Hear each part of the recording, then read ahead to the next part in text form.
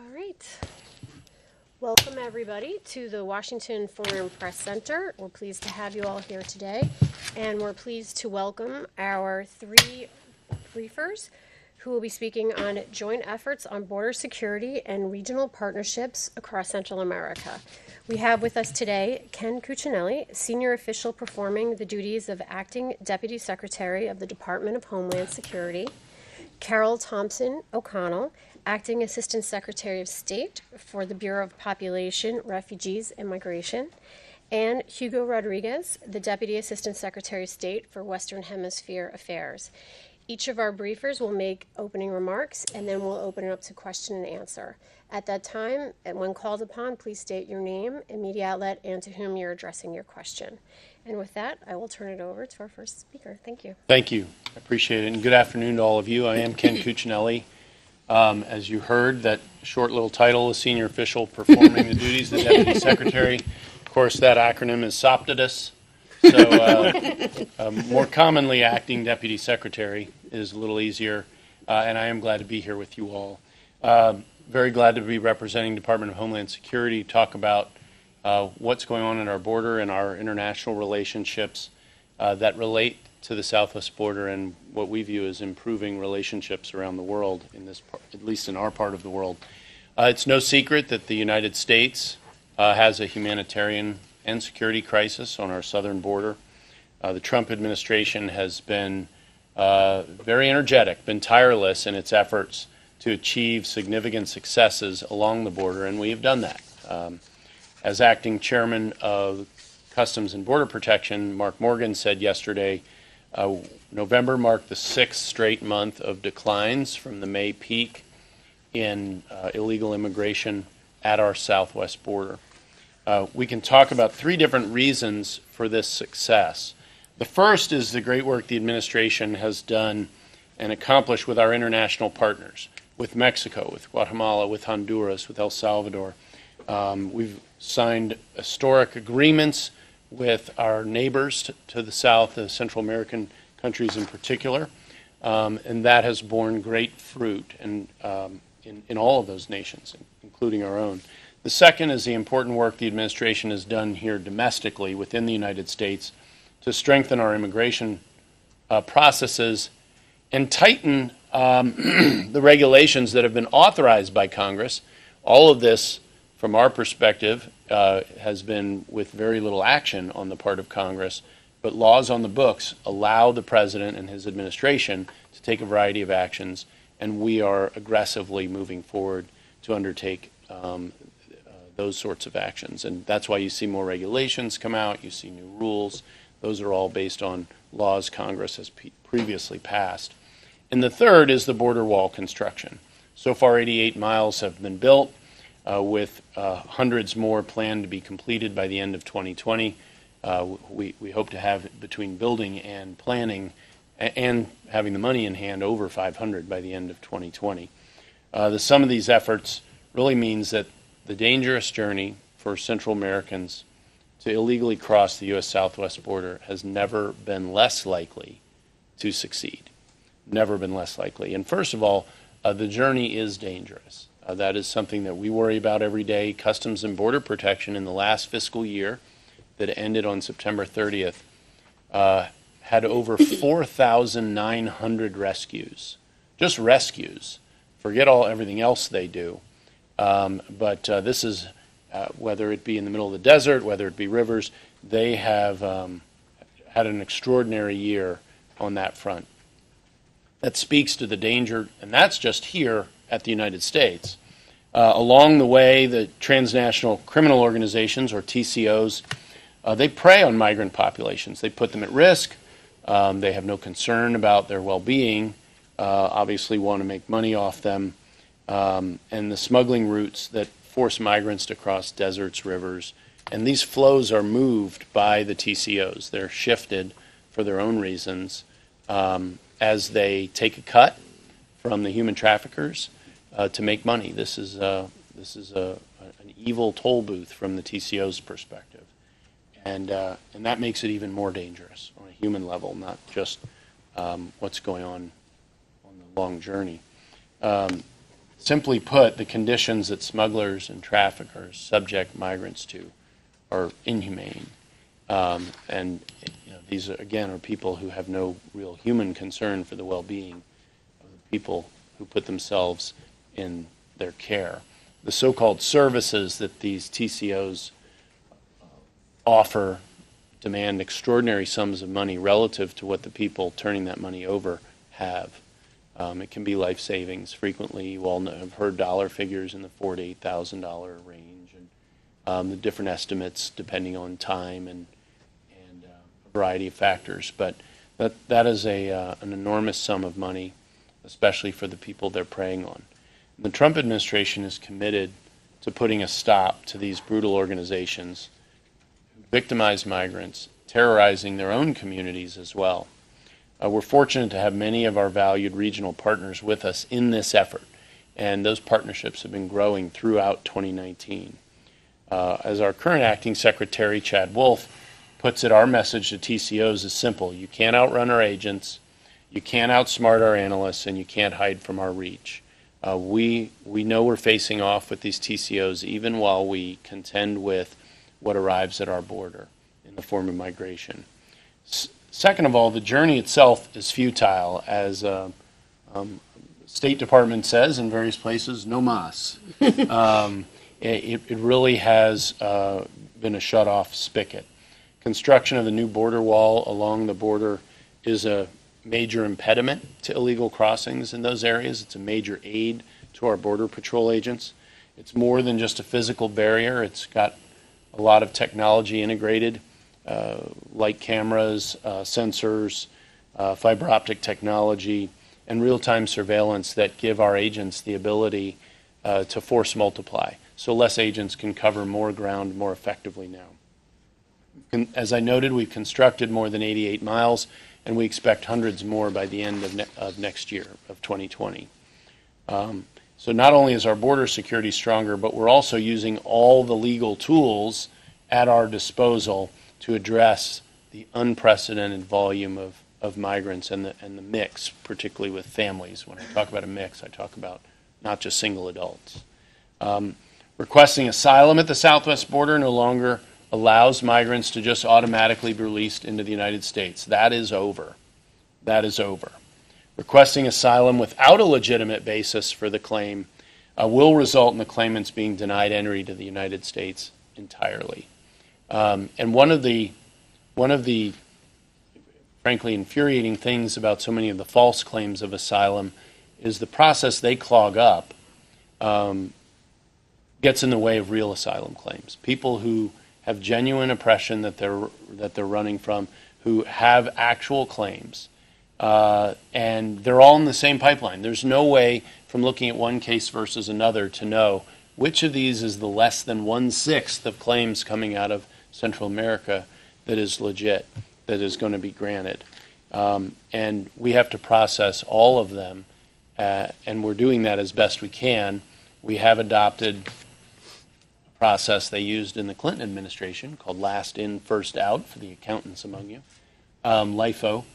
And that means people who come to the border today are literally at the front of the line for asylum hearings.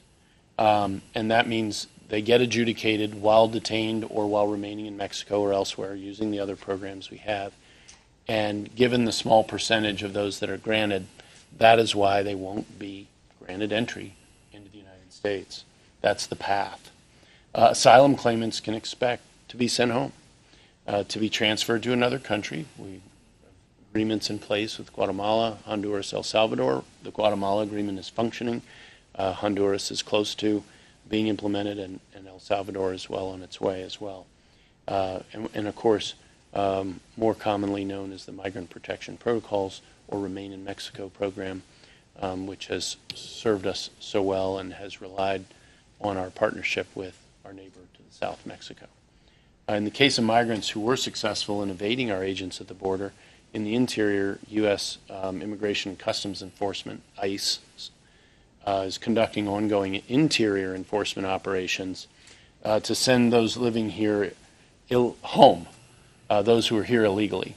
especially those with separate criminal records as well. Those are and have been across administrations a priority for deportation in the United States, and that continues. To sum it up, President Trump is using every lawful tool available to address both the humanitarian and security crisis at our southwest border. Each of these efforts have contributed to the declines we've seen in the border apprehensions over the course of the last 6 months. And as is the responsibility of every sovereign nation, the U.S. has a duty to protect its borders. And we are doing that more effectively than ever. We'll continue to use all our resources to do just that. Our message to families who may be considering illegally coming to our border to try and cross it is to decide against it. It's simply not worth it. And if you'd like to make the United States your home, we're proud to offer legal immigration to hundreds of thousands, now I'm talking about citizenship, hundreds of thousands of new Americans every year. In my position previously as the head of United States Citizenship Immigration Services, we handle legal immigration, and we swore in over 800,000 new citizens in the last fiscal year. There were about 760,000 the year before that, and that's the first 2 full fiscal years of President Trump's administration. That is the highest number for the first 2 full fiscal years of any president in history. So when it comes to legal immigration, President Trump's administration has demonstrated open arms. When it comes to illegal immigration, the Trump administration has and continues to demonstrate vigilance at our border to protect our border and our national security and our sovereignty, and we will continue to do that. It's our intent to ensure that the United States remains the most generous legal immigration system in the world and maintains the effectiveness of our asylum system for legitimate asylum seekers. President Trump's efforts ensure that we will do both of those things, but also know that the U.S. is committed to realizing a Central America that's secure on its own and economically prosperous, one in which families feel safe and confident in building their homes and future, and one that we will continue to look forward to partnering with in the years to come. Our Central American partners are not just our neighbors, they're our allies, and we want to do all that we can to be the best neighbor and ally in return. Thank you all very much, and I'll turn it over to Carol from the State Department. Thank you very much. Good afternoon. As Jean mentioned, my name is Carol Thompson O'Connell. I'm the Acting Assistant Secretary for the Bureau of Population, Refugees, and Migration at the U.S. Department of State.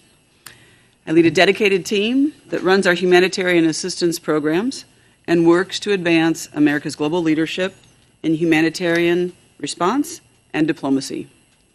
It's a pleasure to be with you here today to provide an update on the work we're doing to support regional partnerships, to strengthen asylum systems, and to provide protection for migrants in Central America. I want to share with you today 3 very important points. First, one of the basic principles of PRM's mandate is aligned with the 2017 National Security Strategy objective to support displaced people close to their homes to help meet their needs until they can safely and voluntarily return home. Second, U.S. engagement with governments and international humanitarian partners puts us solidly at the forefront of international humanitarian response. And third, the humanitarian diplomacy that we conduct supports the implementation of the Asylum Cooperative Agreement, or ACA, with Guatemala. This diplomacy will continue as we support the implementation of ACAs with other governments in the region. I'd like to begin by outlining how PRM's mandate fits into our regional response. On behalf of the American people, we promote access to protection for persecuted and forcibly displaced people around the world. We build global partnerships with other governments, international partners, and NGOs. We share the burden of providing assistance and seeking durable solutions for those in need. We also take into account international norms and standards and facilitate the exchange of best practices. We do this as part of a larger foreign policy objective toward more efficient responses to humanitarian crises. These principles inform our humanitarian response in Guatemala and inform our responses in other countries in the region. Second, the United States is the standard bearer on humanitarian issues. While we acknowledge that we never do this work alone, the facts and figures demonstrate our singular leadership to responding to the world's emergencies. The United States is routinely the largest single donor to humanitarian crisis response globally, having provided nearly $9.3 billion in humanitarian assistance in fiscal year 2019 alone. My team is highly engaged in our diplomatic efforts to encourage others, including governments and the private sector, to share responsibility to respond to acute crisis situations. In the case of the ACAs, our priority is to expand access to protection throughout the region and to work together with governments in the region to stem irregular migration that has contributed to the humanitarian and security crisis at the U.S. southern border. Third, our broader humanitarian diplomatic engagement in the region guides our support for the implementation of the ACA with Guatemala. As a cooperating country in the Comprehensive Regional Protection and Solutions Framework, or its Spanish language acronym MIRPS, M-I-R-P-S, the United States has been providing humanitarian aid in Guatemala and Central America more broadly through our international organization implementing partners in support of the MIRPS national action plans of each member state, including Guatemala. The MIRPS framework is supported by the UN High Commissioner for Refugees, UNHCR, together with the broader UN system. In fiscal year 2019 alone, we contributed nearly $125 million to international humanitarian partners to provide assistance and expand access to protection for asylum seekers and forcibly displaced persons in the region. This aid also supports programs that build regional capacity to offer humanitarian protections and to respond to the challenges of forced displacement. In this way, our continued support for implementation of the MIRPS framework aligns with the goals of the ACAs we've signed with Guatemala, El Salvador, and Honduras. While these ACAs are bilateral agreements between the United States and these countries, the humanitarian assistance efforts complement its implementation. In closing, I'd like to sum up the benefits of our activities. First, that we're advancing Trump administration priorities through the implementation of the ACA with Guatemala. It helps address irregular migration that contributes to the humanitarian and security crisis at our southern border, while simultaneously fulfilling our mandate to support access to protection and ensuring humanitarian needs of vulnerable populations are met. Second, we're working diplomatically and collaboratively toward the objectives of broader regional efforts to expand access to humanitarian protections. The United States is at the forefront of efforts to build regional asylum protection capacity. While we lead the way, we encourage other governments to increase their share of the burden to provide life-saving humanitarian assistance. Finally, we're coordinating our assistance through international humanitarian partners to meet asylum protection needs throughout the region, including in Guatemala. Thank you very much, and I look forward to your questions, and happy to introduce Hugo Rodriguez. Thank you very much, Carol. Good afternoon. Thank you for joining us today. As Carol mentioned, my name is Hugo Rodriguez, and as the Deputy Assistant Secretary at the State Department's Bureau of Western Hemisphere Affairs, I lead the teams that work on engagement with Mexico, Central America, and the team that focuses on regional migration issues. As both Ken and Carol mentioned, the United States cannot address the humanitarian and security crisis at our southern border alone. I'd like to just take a couple of moments to talk about the important cooperation we have had with our Central America and Mexican colleagues and the role that has played in our efforts to address the crisis on the southern border. As Ken noted, that while the United States has strengthened our immigration enforcement along the southern border, we've also enhanced cooperation with partner governments to increase border security, combat criminal organizations that exploit irregular migrants, expand access to international protection resources, promote access to temporary legal employment in the United States, dissuade individuals from immigrating to the U.S. illegally, and to receive and reintegrate returned nationals in their countries of origin. We've taken these commitments together, and in the process, we've assisted our partners in building their institutional capacities, improving security, offering limited legal avenues for immigration, and supporting economic growth. Our goal is to strengthen regional border security, to combat migrant smuggling, to promote temporary legal work in the region, and ensure that our partners do their share to provide assistance to vulnerable migrants and protection seekers closer to home. Mexico is a vital partner for the United States, with whom we share democratic values, cultural ties, and common security interests. Mexico is an equally vital partner as we address the humanitarian and security crisis on the U.S. southern border. The U.S.-Mexico Joint Declaration on Migration, announced on June 7th, reflects a scale and level of commitment not seen before. It is proof of President Trump's commitment to the American people to confront illegal immigration and other problems along the U.S. southwest border, as well as President López Obrador's constructive work with us to the benefit of both countries. Since the joint declaration, the number of irregular migrants arriving at our southwest border has dropped by more than 50%, but we still need to make further progress. In recent months, Mexico has increased migration enforcement through the deployment of Mexican National Guard throughout Mexico and supported the expansion of the existing migrant protection protocols across the entire southwest border. In Central America, the U.S. government is actively pursuing a number of different solutions to address the crisis. As previously mentioned, we've entered into agreements and arrangements with Guatemala, El Salvador, and Honduras aimed at increasing border security, deterring illegal immigration, providing protection to vulnerable individuals closer to home, and opening opportunities for legal jobs in the United States through expanded H-2A guest worker programs. In a collaborative effort, the U.S. is also partnering with these governments to expedite the repatriation of foreign nationals with final orders of removal from the United States.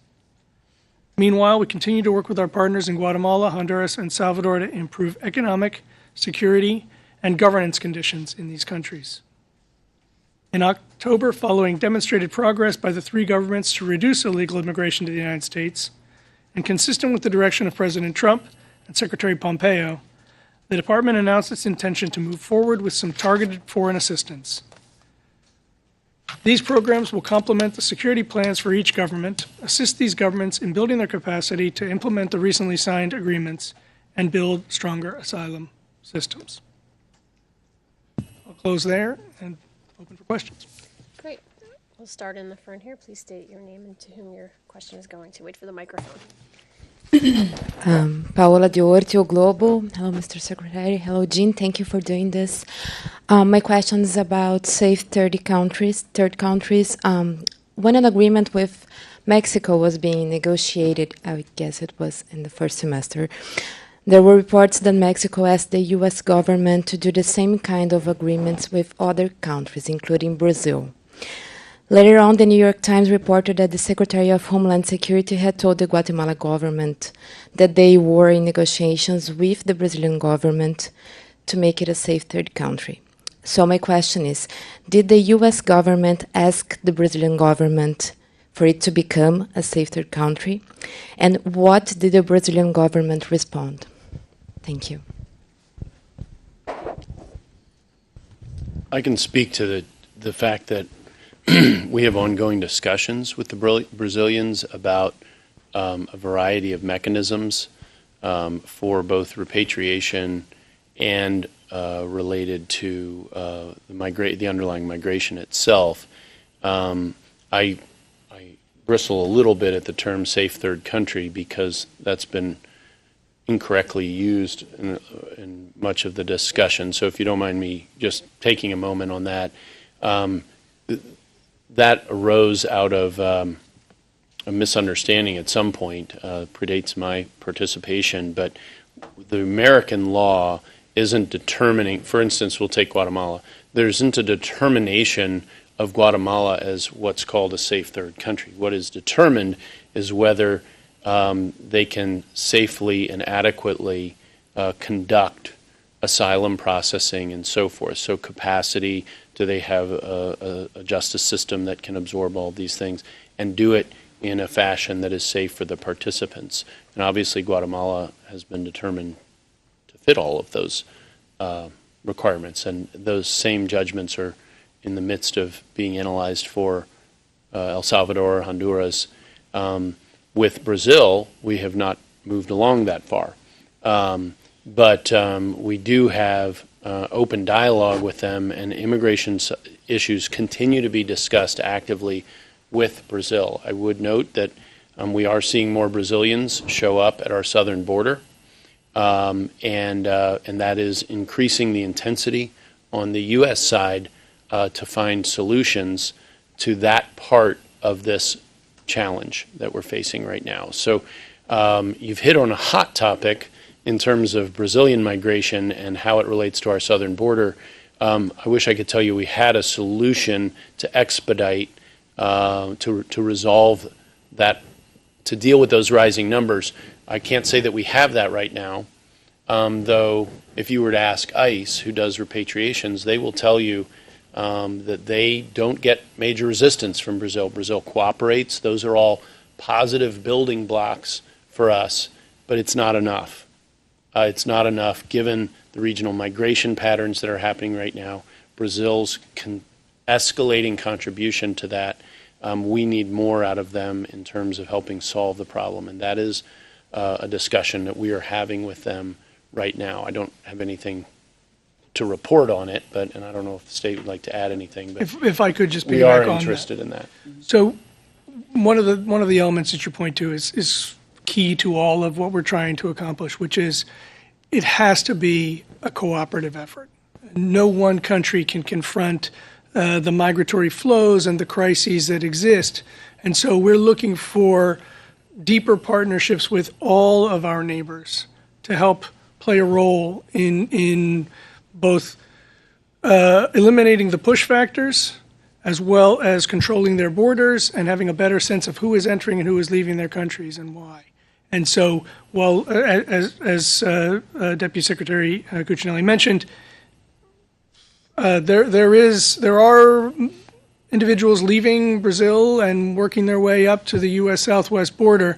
It's sort of incumbent on everybody and every country through which they pass to play their role to make sure that that is legitimate travel and they're only facilitating travel for legitimate purposes. So we have had conversations with most of the governments in the Western Hemisphere about their border security and migration and asylum issues. So it's not unusual that we would talk to Brazil about that.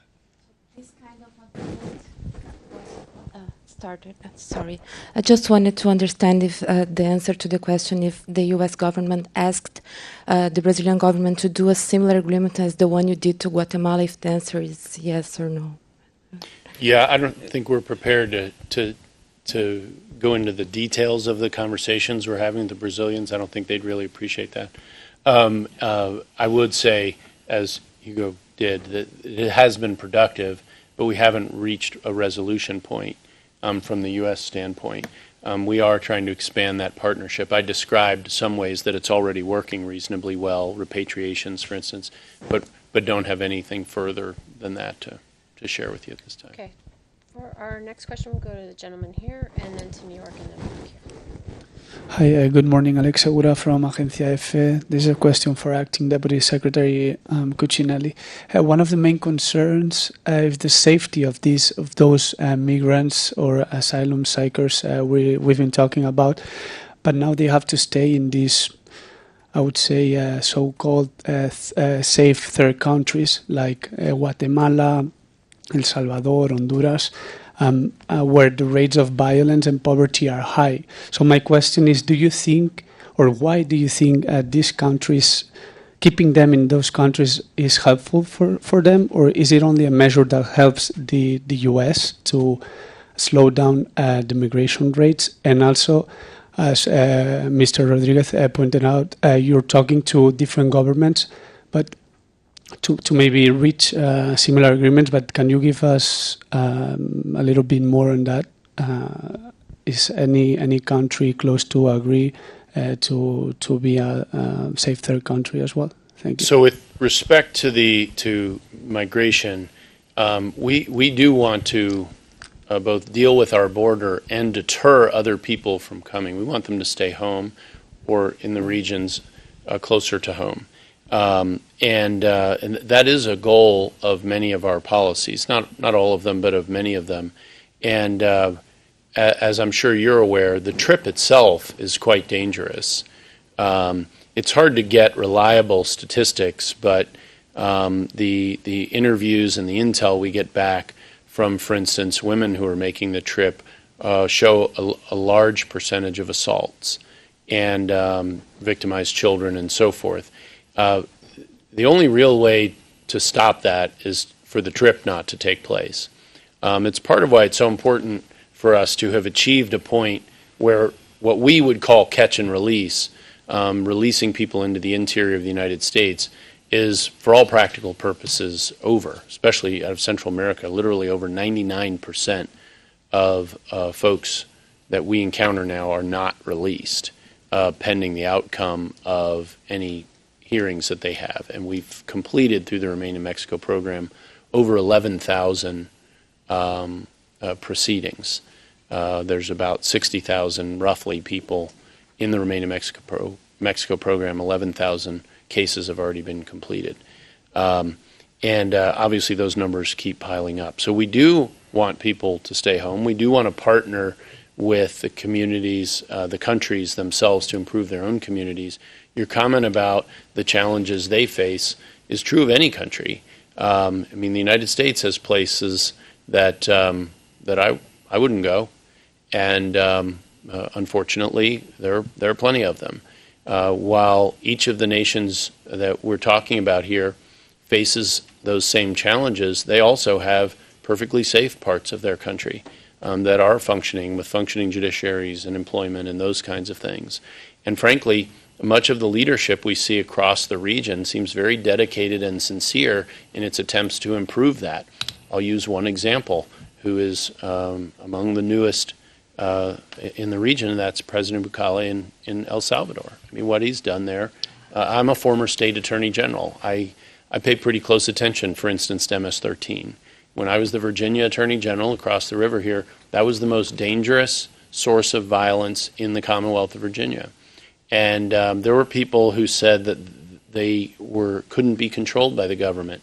Well, a new incoming president dedicated to the safety and well-being of his country came in and has very quickly made meaningful and significant inroads into attacking that problem. That kind of effort is something that we want to support. I know the State Department actively does that. I can also tell you that the last Secretary of Homeland Security, Kevin McAleenan, offered my services as a former State Attorney General. I have a lot of experience with prisons and so forth, and what they're doing in that country is moving in the right direction, bringing greater safety. The reports we get from the U.S. Embassy in El Salvador are outstanding in terms of improvement there. This is all possible. There is reason for hope in all of this, and I believe our partnerships help move down that path, and we're committed to it as a country. I just wanted to say that it's also that we're trying to make protection available for those that are fleeing available closer to their homes, so that they do not, as Deputy Secretary said, having to make the arduous journey to the United States. And we're working closely with the governments of Guatemala, El Salvador, and Honduras, obviously, to ensure that people who are in need of protection are able to find that as close to home as possible. Great. For our next question, we'll go to the Foreign Press Center in New York, and then we'll bring it back here. Hi, thank you for doing this. My name is Michael Persson from Dutch newspaper De Volkskrant. Question twofold. First of the large flow of migrants to the US earlier this year led to the metering process, and I was wondering if that metering is going down so that the flow of people being processed is growing. The second question is if the combination of the metering and the Remain in Mexico program, what's the average time that people have to stay on the border before their case is being heard? So with the combination of the metering waiting line and the Remain in Mexico program. Thank you. Sure. So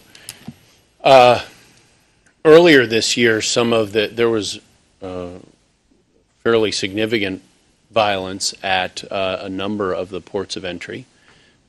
We still are facing occasional incursions, which shut down ports because we obviously have to perform literally physically defensive measures to deal with what goes from protest to violence in that instance.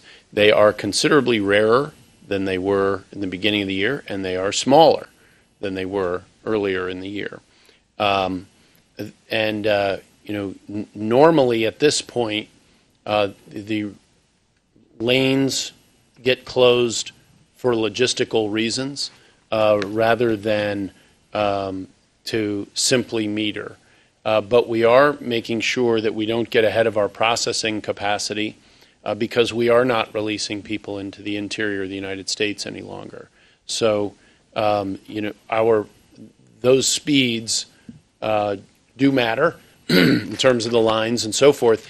And I can tell you that our partners on the other side of the border are very keen to make sure that we keep the economic traffic between the two countries rolling ahead as best we can. And of course, that involves inspections and their own border checks and so forth. So, and those two compete for manpower. There's no way around it, and facility space. However,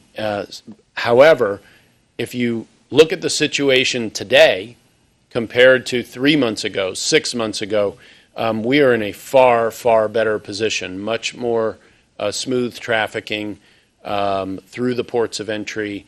Doesn't mean people don't wait, but we're not facing the kind of threat of regular violence that I think we saw over the summer, for instance.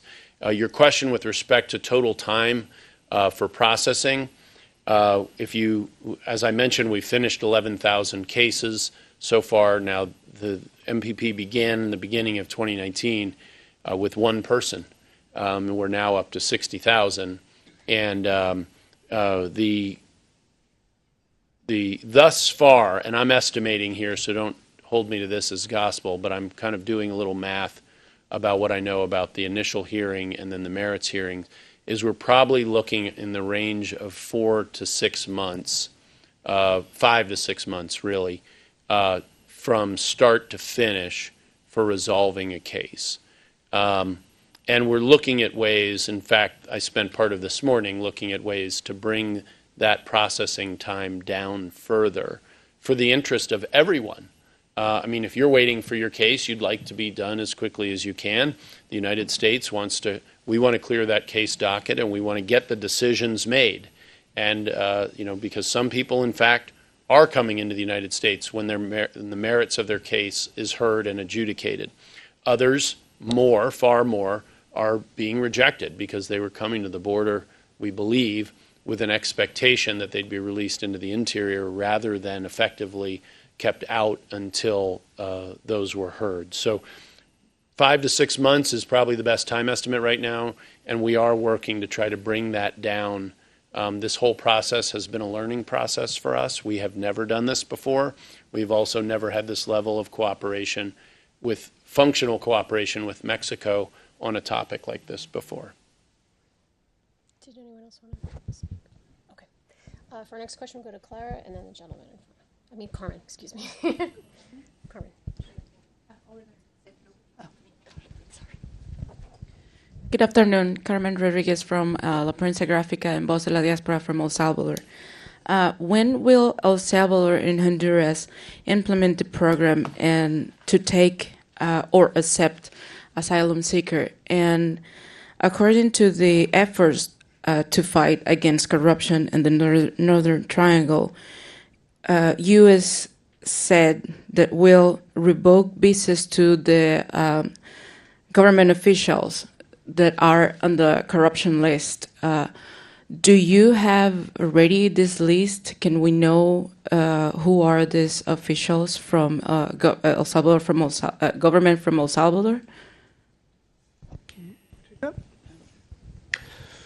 So to take your first question, we have ongoing discussions with the governments of El Salvador and Honduras about the types of measures that we can take together to reduce migration and to return potential migrants. And those conversations are ongoing, so we don't have definitive dates.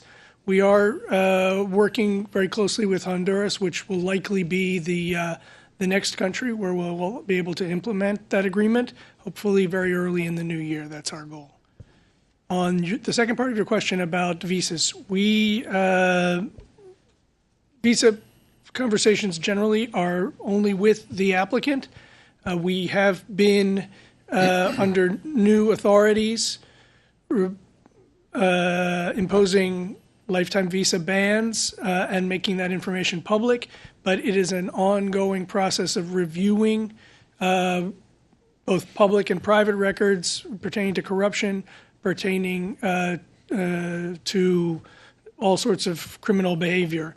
In some cases, those visas will be revoked quietly and only the visa holder will be informed, and in other cases, we make that information public when it fulfills the statutory authority that we have.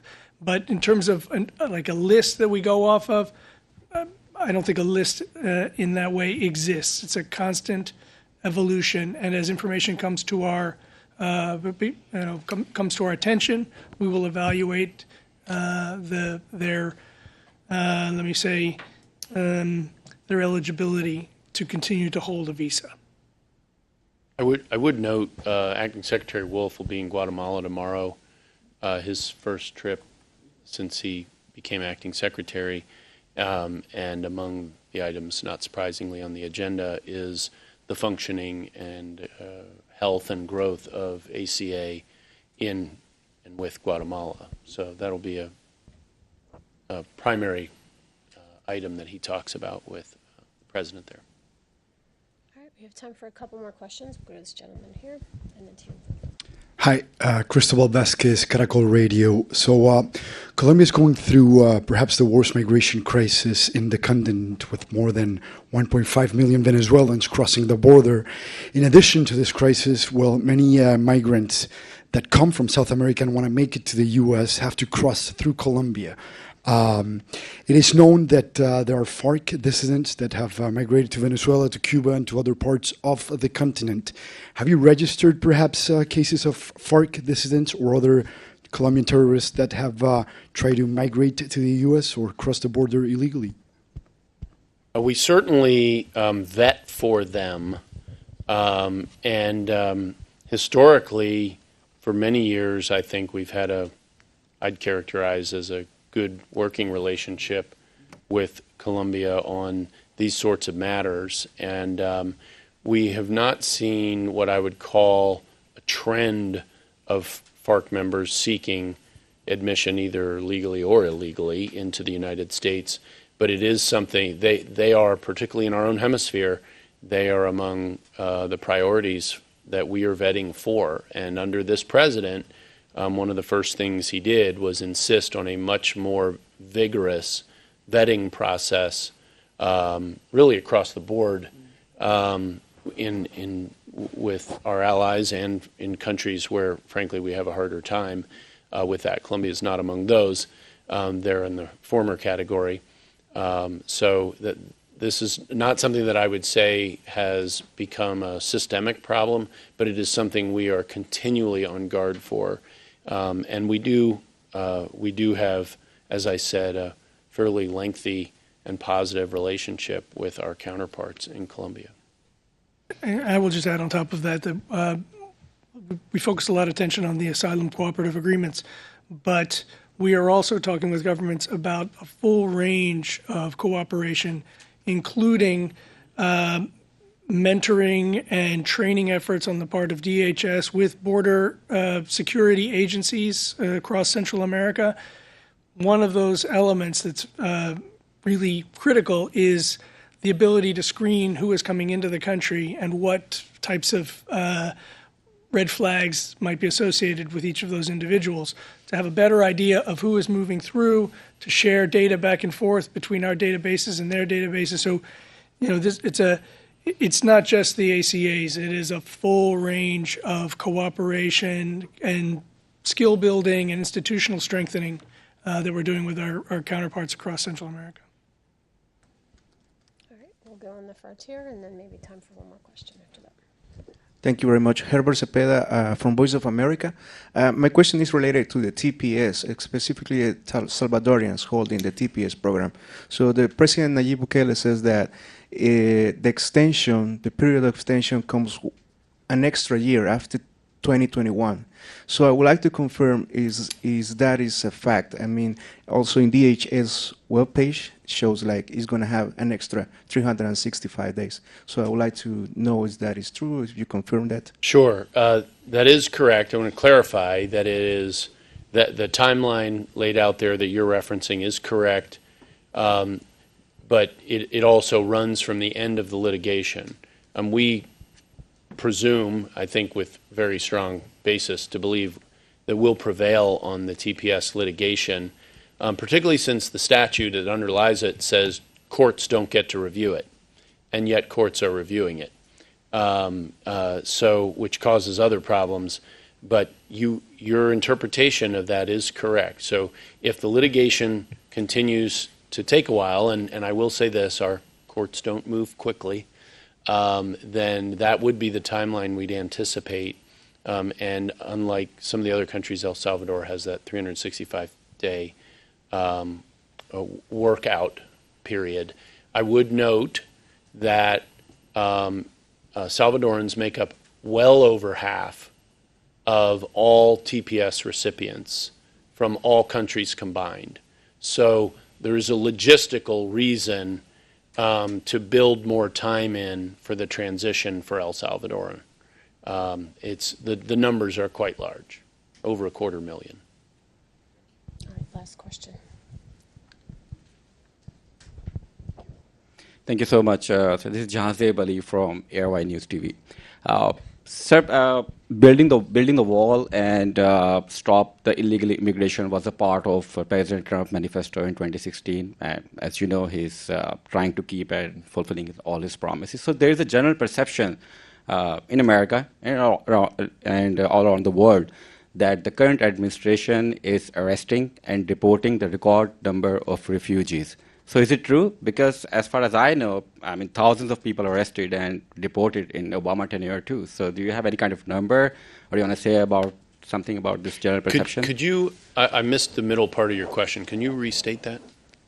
Sir, I just wanted to ask that is it correct that the current administration is arresting and deporting the record number of refugees? It's a general perception in America and all around the world. Because, I mean, as far as I know, I mean, in the Obama tenure, thousands of people were, arrested and deported. So just to, happy to answer the question. Just let me correct one item of terminology. We don't deport any refugees. Refugees are people who have legal status similar to asylum, same legal standard, but they come to this country from other parts of the world. And frankly, they don't come here until they have passed our legal standards. So it would be, it's pretty darn rare to be deporting a refugee. If that happens, it's because they have done something affirmatively, typically some criminal act, that takes them out of the status of being welcome here. So just to get our terminology straight, with respect to deportations, rough numbers, we are removing about 250,000 people a year at the current pace. That is not as many as the Obama administration reached. Their peak year, I think, was around 400,000 in a year.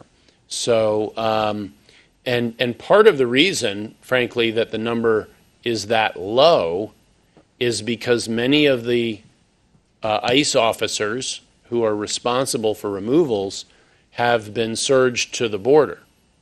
And they are backing up CBP, and their caseload has shifted from interior enforcement inside the United States to our borders. Now, we do have other programs like ENV, which is it's an electronic document, so no paper documents return with our Central American allies, and ICE is doing all of that at a pretty healthy pace, really, and hundreds going each week, and that's measured in thousands pretty quickly. But overall total numbers, in part because of the crisis at the southern border, ICE agents have been drawn away to a certain degree from interior enforcement. So that is something that we seek to bring back up. And also, I don't want to leave out the employment-based enforcement. So at work sites, the one people all saw in the news was Mississippi with 5 different locations this summer. But there are smaller versions of that go on pretty regularly. But thank you all very much. And with that, I'm going to thank our distinguished panel and thank you all for attending. The briefing is now concluded. Thanks. Thank you.